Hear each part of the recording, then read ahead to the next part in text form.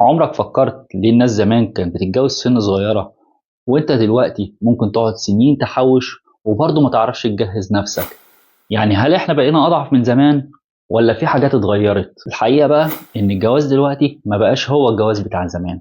فلو عايز تعرف ليه الجواز اتحول من مشروع للاستقرار لصناعة بتقوم عليها الشركات، تابعني لآخر الفيديو واعمل لايك وسبسكرايب ومشاركة للقناة.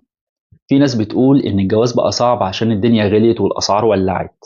الحقيقة هو ده جزء من الموضوع، بس مش ده بس السبب. جواز النهاردة بقى أحد أهم أكتر الأحداث استهلاكا وضغط على حياتك. وده مش كلامي على فكرة، ده اللي بتقوله دراسات فعلية منشورة في مجلات عالمية، واللي هسيب لكم المصادر بتاعتها في وصف الفيديو. واللي بتقول إن الجواز ما عادش مجرد مناسبة، دي بيئة استهلاكية فيها ضغط اجتماعي ونفسي بيخليك ممكن تدفع أكتر في نفس الخدمة اللي هتتقدم لك. أخطر إن في ناس ممكن تدفع علشان بس ما تبانش أقل من غيرهم.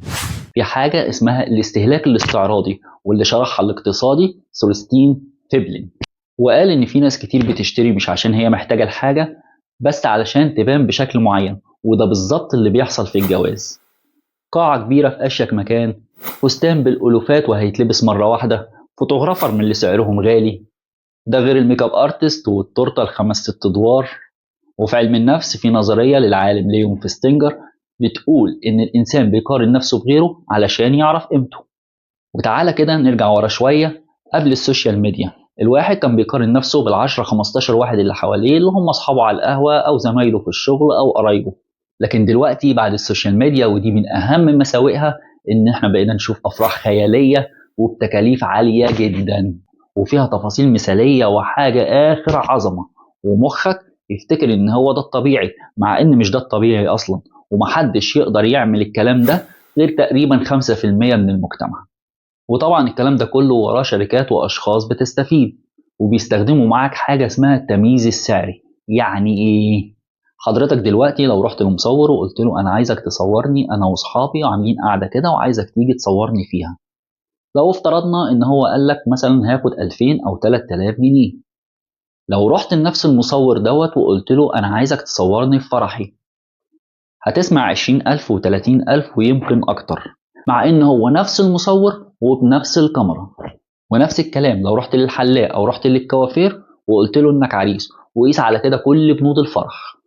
طب ليه ده بيحصل؟ الشركة اللي هتأجر لك القاعة أو الميك اب ارتست أو الفوتوغرافر أو الحلاق أو بتاع الدي جي أو أي حد هتتعامل معاه، هو فاهم إنك داخل عليه وإنت عندك 3 مشاكل.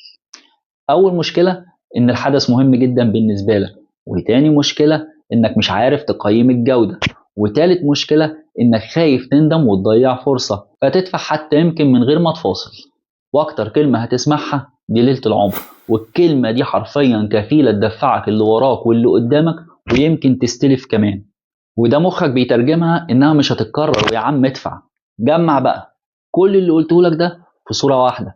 انت داخل على حدث فيه ضغط اجتماعي، مقارنة مستمرة، تسعير ذكي، وإحساس إن كل حاجة لازم تكون مظبوطة بالشعرة. فالنتيجة طبعا إنك تدفع أكتر بكتير وإنت مقتنع. طب هل الجواز بقى صعب جدا أو مستحيل؟ لا، إحنا اللي صعبناه على نفسنا لما خلطنا بين الحياة العادية وبين اللي بنشوفه في السوشيال ميديا والمسلسلات، ولما خلطنا بين احتياجنا وبين الاستعراض والمنظرة.